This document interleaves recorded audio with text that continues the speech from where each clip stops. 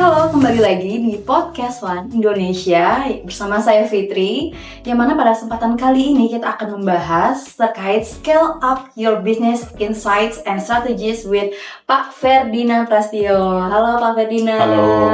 Selamat siang Pak. Selamat siang. Apa kabar Pak? Sehat, ya agak sedikit batuk. Oke, sebelumnya terima kasih ya Pak sudah menyempatkan waktunya untuk hadir di acara Podcast One kali ini. Oh ya Pak, mungkin boleh diceritakan nih Pak sedikit tentang diri Pak Ferdinand, bagaimana perjalanan karir entrepreneur Pak Ferdinand dan apa sih yang menjadi tujuan Pak Ferdinand? Ya, mungkin saya mulai masuk ke entrepreneur cukup awal ya, ketika saya kerja sebagai consultant, terus saya lihat saya bisa grow lebih banyak dengan saya masuk ke entrepreneur gitu ya. Tapi nyobanya langsung nyebur langsung 2 kaki ya, yang ternyata cukup mengerikan buat saya karena saya pengalamannya adalah jagonya untuk delivery. Ya, jadi saya nggak pernah tahu tuh cara ngembangin bisnis dan kawan-kawannya. Itu pertama kalinya saya masuk ke dunia entrepreneur. Itu jadi dari mungkin sekarang udah hampir 20 tahun di situ. Ya jatuh bangunnya di situ, mainnya semuanya sama, IT, walaupun sebetulnya saya sempat coba-coba yang lain, tapi mainly akhirnya saya sukanya ya di IT juga gitu. Jadi sampai sekarang masih di bisnis yang sama. Oke, baik Pak. Mungkin juga boleh diinfokan nih Pak, tantangan apa sih atau mistakes yang membuat akhirnya Pak Ferdinand tuh belajar untuk grow the bisnisnya Pak Ferdinand? Ya, mungkin tantangan terbesarnya ketika saya mulai, itu saya tidak tahu apa-apa. Ya, artinya saya cuma tahu delivery, ternyata bangun bisnis itu saya butuh tahu semuanya. Dan karena saya mulainya dari usaha yang kecil, hanya dibantu sekitar 3-4 orang, ya, mainly saya mengerjakan semua gitu ya. Jadi saya belajar tentang accounting, saya belajar tentang pajak, belajar tentang jualan, marketing, sama termasuk customer service. Nah itu saya belajar bagaimana growth the business di situ ya. Pelan-pelan akhirnya saya belajar setiap part dari perusahaan tersebut gitu. Yang artinya sebetulnya seberapa jauh sih saya menyukai bisnisnya, itu yang membuat saya terus saya mau terus cobain belajar ini, belajar itu, walaupun saya melihatnya pada waktu itu mungkin karena ya namanya bisnis selalu ada up and down. Jadi saya akhirnya belajar demi menghemat duit pada waktu itu. Sebenarnya ya saya akhirnya belajar yang bukan bidangnya saya gitu. Tapi justru di situ saya belajar bahwa saya perlu punya role yang berbeda daripada yang biasa saya lakukan. Saya bukan hanya seorang bos, tapi saya seorang leader, seorang businessman, seorang salesman, seorang delivery, dan seorang customer service. Gitu. Oke. Nah, kapan akhirnya Pak Ferdinand menyadari nih, ini kayaknya sudah saatnya deh untuk meningkatkan skala bisnis Pak Ferdinand yang saat ini sedang dijalankan? Ya, ini agak panjang karena ketika saya mulai orangnya sedikit, kemudian long story short saya akhirnya pindah ke gedung, bisnisnya grow sama teman, akhirnya bangun yang sekarang ID Star. Itu juga berkat yang luar biasa sampai akhirnya bisa bertumbuh seperti sekarang. Cuman memang saya akui bahwa perjuangan yang saya lakukan banyak pelajarannya, dan saya lihat ketika saya grow dulu saya ngelihatnya semuanya ya tadi saya belajar semuanya, saya harus tahu, saya pegang semuanya, saya nggak mungkin ibaratnya saya yang paling tahu apa yang harus saya lakukan dibandingkan saya percayakan kepada orang gitu. Nah itu tahap yang pertama yang akhirnya saya mulai berani mendelegasikan bisnis hal-hal yang saya tidak kuasai dengan baik gitu, sehingga akhirnya kita grow lebih bagus dan lebih bagus. Tetapi ya masalah utama pebisnis itu sama, yaitu cash flow gitu. Jadi bagaimana kita manage cash flow, bagaimana kita bisa bayar gaji, bagaimana bisa bayar vendor dan kawan-kawannya, sampai di satu titik is too much for me, burdennya terlalu banyak, sampai banyak hal yang baru yang saya pelajarin, ya pelajaran secara bisnis dan juga pelajaran secara iman. Tetapi itu nggak cukup karena ternyata untuk bertumbuh, saya ngelihatnya kok yang paling sibuk ini leader-leadernya, bos-bosnya yang paling sibuk gitu. Bukan berarti anak buahnya malas, bukan. Tapi ada suatu isu besar sebetulnya di sana yang menyebabkan untuk kita grow lebih besar lagi itu akan sangat berat. Sedangkan kita mau bilang kita mau kembanginnya ke Indonesia, overseas dan kawan-kawan. Nah kalau kita baru di Pulau Jawa, Jakarta dan sekitarnya aja udah begitu pressure-nya begitu besar untuk leader, gimana kita masuk ke dunia yang lebih besar gitu. Itu akan sangat stressful dan saya nggak ngelihat bahwa this is the way to grow the business. Jadi dan kebetulan saya memang suka baca, dan dari saya awal mulai bisnis saya baca banyak hal. Saya nggak pernah ketemu cara yang very practical untuk manage and grow the business. Gitu. Jadi adanya sepetik-sepetik lah di sini, di sana, di sini, di sini gitu. Jadi yang ketika saya cobain sangat susah. Jadi practicality-nya sangat rendah lah gitu ya. Nah, baru pas tahun 2022 saya baca tentang scaling up. Jadi saya baca tentang scaling up, di situ saya baru ngeliat, oh gila ini buku very practical. Ya, saya menyentuhnya cuma 4 pilar yang menurut saya sebagai CEO is something yang within my reach. Ya, dia bicara tentang people, dia bicara tentang strategi, bicara tentang execution, dan yang saya paling suka adalah bicara tentang cash. Karena nggak gampang menjalankan bisnis dan mengembangkan bisnis itu is two different things. Gitu. Dan apalagi tim saya grow semakin sulit. Kalau saya semua ada di mana-mana, akhirnya ya yang akan kalah duluan pasti saya. Gitu. Dan that's why saya melihat this is metodologi yang sangat praktikal buat saya. Saya baca-baca dan saya mulai lihat bahwa this is very possible, dan itu yang bikin bisnis saya bisa mencapai target-targetnya di 2 tahun belakangan. Oke, menarik sekali Pak. Boleh dijelaskan juga nih Pak, bagaimana Pak Ferdinand tetap berada di top of your game gitu Pak, dengan situasi yang mungkin Bapak hadapi. Mungkin boleh dijelaskan Pak, bagaimana sih Bapak akhirnya menjadi yang terbaik gitu Pak? Ya, saya rasa semua orang mimpi kalau bisnis maunya jadi yang terbaik gitu ya. And everything start from the dream. Saya mulai dari mimpi, lalu bertelurlah menjadi visi misi. Nah, jadi yang menurut saya bikin saya jadi bisa top of the game adalah punya visi dan misi yang clear, dan itu sangat dekat relasinya dengan siapa saya. Gitu. Kecintaan saya untuk membangun Indonesia, membangun talent dan kawan-kawan itu memang dari sejak saya mulai kerja, that's one of my focus.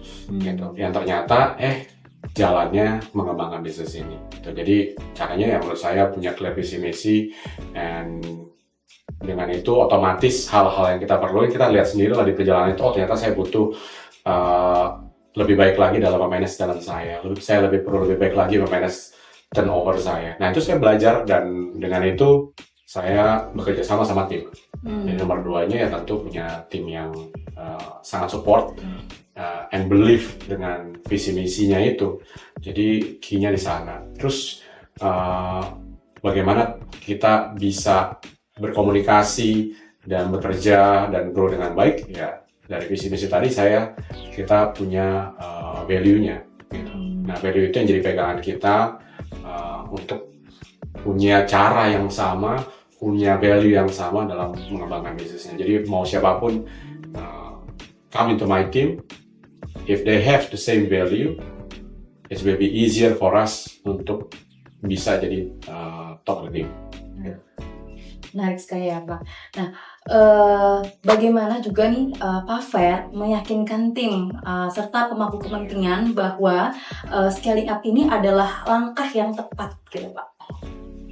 Ya, itu I think it's a journey itself, karena ini kan suatu cara yang baru, dan ketika saya dipercaya untuk pegang sebagai CEO, udah ada hal-hal yang rutin yang dilakukan gitu, yang hasilnya juga bagus. Tapi saya ngelihatnya bahwa this is not how I want to grow the business. That's why Scaling Up comes to the pictures. Now sekarang bagaimana saya introduce itu ke tim, gitu. Saya mulainya tentu dari level chief-nya dulu, gitu. Yang menurut saya mereka believe what I've said. Jadi saya ceritakan dan kawan-kawannya, and of course karena Scaling Up is very big, kita pick 1-2 hal yang menurut kita mudah untuk dijalanin. Gitu. Jadi caranya ya tentu saya perlu bantuan orang lain karena saya bukan expertnya, saya baca bukunya doang.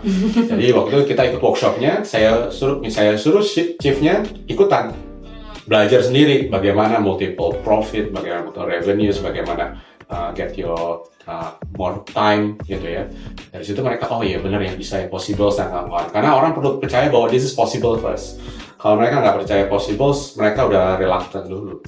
Gitu. Nah, chiefnya udah buy-in, saya mulai masuk ke shareholders gitu ya, atau high levelsnya lah, komisaris dan kawan-kawannya. Ya, tentu mereka mempertanyakan ini benar, gitu, karena it will change the way we do day-to-day operational wise.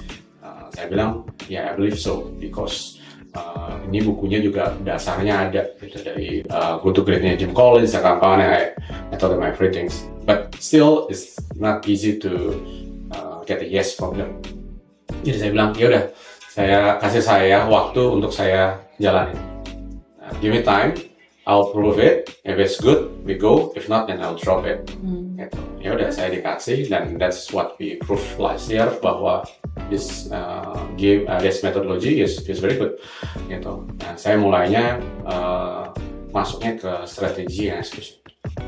Gitu. Yang tadinya masing-masing orang punya caranya mereka, jadi ya istilahnya kita mau satu tujuan tapi karena komunikasinya tidak terjalan dengan baik karena terpotong-potong, sehingga akhirnya ada yang ngarah ke sana, ada ke kiri, ada ke kanan dan kawan-kawannya. Nah sekarang dengan Scaling Up kita punya plan yang sama. Plannya saya bagi dan bahkan kita bikin plannya sama-sama. Ya, itu yang jadi pegangan kita. Nah, setelah berhasil, ya shareholder is very easy. Oke, go ahead. We like the result. Ya, mereka suka resultnya kan. Jadi itu caranya saya meyakinkan. Ya, tentu tim itu sangat melihat balik lagi. Ini saya disuruh ganti cara ini benar nggak gitu ya. Mereka juga punya doubt sendiri. Ya, tapi saya bilang yang saya janjikan adalah waktu yang lebih banyak untuk fokus ke main activities-nya mereka. Jadi saya ubah banyak di sana. Nah, ternyata mereka melihat oh ya benar saya dengan ini saya bisa tahu cerita dari departemen lain, saya bisa tahu strateginya mereka, saya bisa lihat bagaimana saya bisa bantu mereka dan kawan-kawannya, dan at the same time ternyata waktunya saya jadi lebih banyak untuk mengerjakan meetingnya gitu, jadi nggak terlalu banyak meeting koordinasi gitu bahasa. So I think it's by having the courage to apply the methodology and ready for whatever the result gitu ya. Bagus ya kita ambil, kalau jelek juga kita ambil. Oke. Nah, bagaimana nih Pak proses awal Pak Ferdinand menerapkan metode scaling up di perusahaan Pak Fer?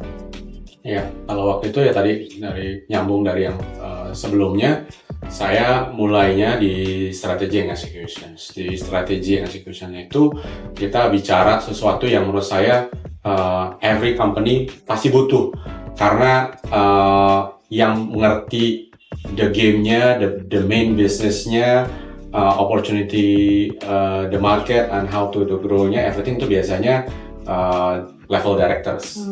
Tapi untuk menyampaikan hal tersebut ke tim itu nggak gampang, karena masing-masing punya spesialisasi. Ada yang fokus ke sales, ada yang fokus ke marketing, ada yang fokus ke HR, ada yang fokus ke delivery dan kawan-kawannya. Nah, bagaimana mentranslate hal tersebut sehingga gampang dimengerti oleh masing-masing bagian. Jadi yang saya mulainya dari sana. Bagaimana kita yang tadinya saya bikin strategi itu hanya level chief, tapi saya ajak sekarang yang bikin strateginya kita bikin sama-sama. gitu. Semua orang, oh bener ya, boleh ya Pak, bisa ya gini nih tentang kawannya. Oh ya boleh, saya bilang. Nah itulah yang akhirnya kita punya yang namanya one page strategic plan yang terdiri dari 7 kolom. Nah di situ kita belajar tuh target kita apa dari mulai tahunan, quarter, mingguan, bulanan, mingguan sampai ke harian. Jadi tim sendiri melihat bagaimana, oh iya, dan tim pun belajar. Pertama kali sangat kaku lah, dan I think kedua yang kita butuhkan kenapa dia bisa berhasil adalah komitmen dan dedikasi dari tim yang dia bilang, oke Pak, kita let's do this. Jadi ketika mereka punya komitmen, I think it's easier for us untuk menjalani ke berikutnya. Jadi dua yang saya ajar, strategi sama executions. Setelah itu saya baru ngobrol ke finance tentang cash.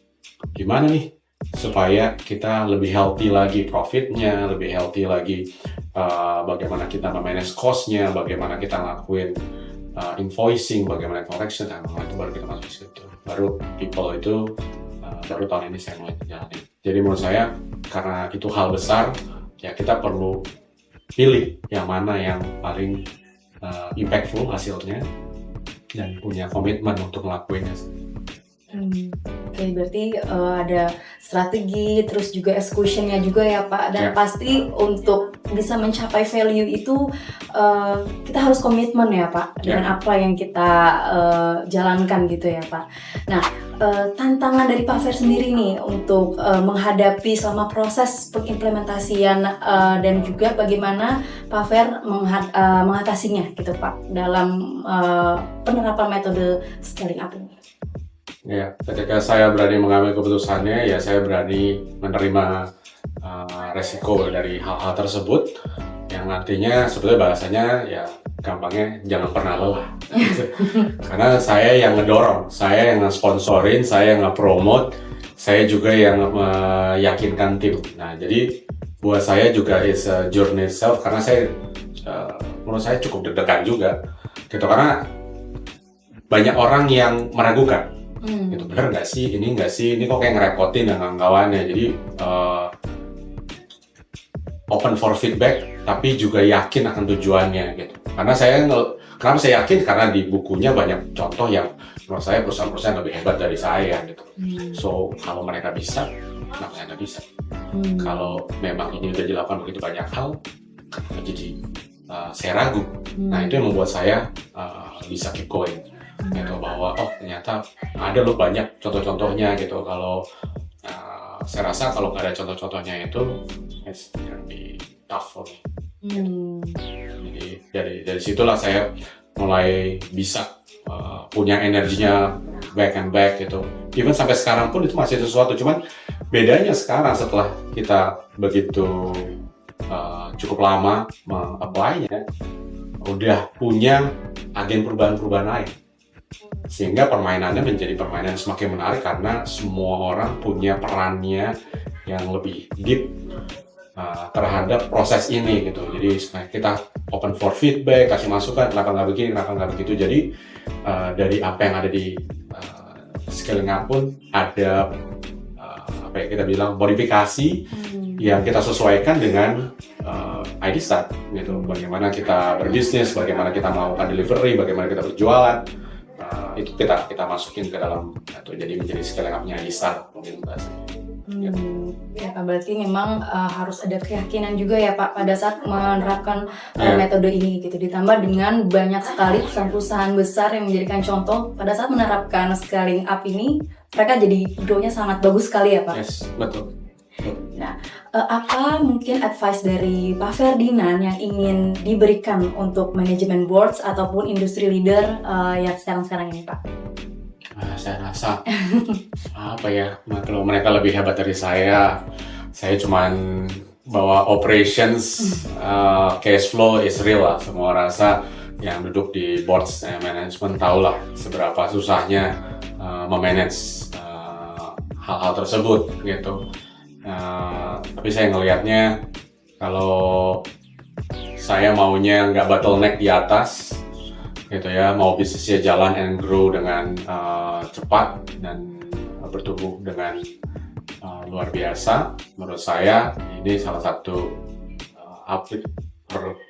salah satu metodologi yang menurut saya kita bisa dapetin hasilnya dengan cepat, gitu. Ya cuman ya perlu keberanian dan mungkin butuh waktu, apalagi kalau organisasi besar ya. Nah, kebetulan kita hanya berapa ratus orang, jadi nggak terlalu susah. Jadi ya saya rasa keberanian mencoba sih. Betul sekali Pak.